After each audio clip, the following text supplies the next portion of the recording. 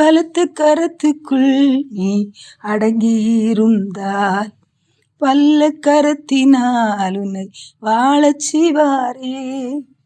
பலத்த கரத்துக்குள் நீ அடங்கியிருந்தால் வல்ல கரத்தினால் உன்னை வாழச் செய்வாரே. காக்கும் கரத்துக்குள் உன்னை மறைத்திடுவாரே. காக்கும் கரத்துக்குள் உன்னை மறைத்திடுவாரே. கண்மணி போல் மூடி உன்னை பாதுகாப்பாரே.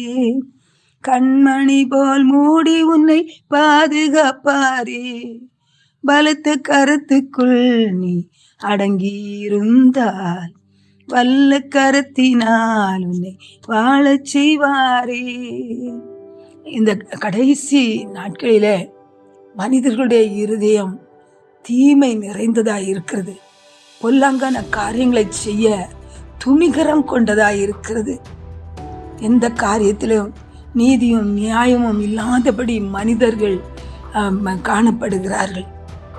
இப்படிப்பட்ட ஒரு சூழ்நிலையில தான் அந்த வேத வசனத்தை எபேத் மெலேக்குக்கு ஆண்டவர் ஒரு தீர்க்க தரிசனமா சொல்றார்.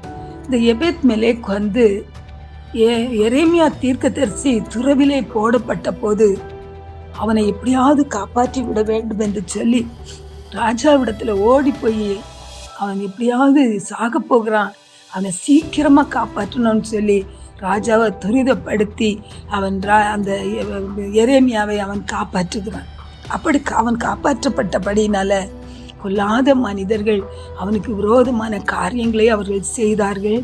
அது நிமித்தமாக இந்த எபேத் மெலேக் ஒரு பயப்படுகிறவனாய் இருந்தான்.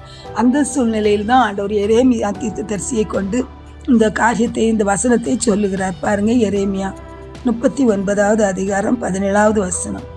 ஆனால் அந்நாளிலே உன்னை தப்புவிப்பேன் என்று கர்த்தர் சொல்லுகிறார்.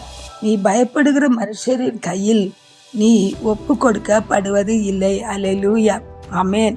அந்த தீமையான பொல்லாங்கு நிறைந்த அந்த நாட்களிலே நான் உன்னை அவை அந்த தீமைக்கு நீங்களாக்கி ரட்சிப்பேன். அது மட்டும் இல்லை, நீ பயப்படுகிற மனிதர் கையிலே நீ உன்னை ஒப்பு கொடுக்க மாட்டேன் என்று சொல்லுகிறார்.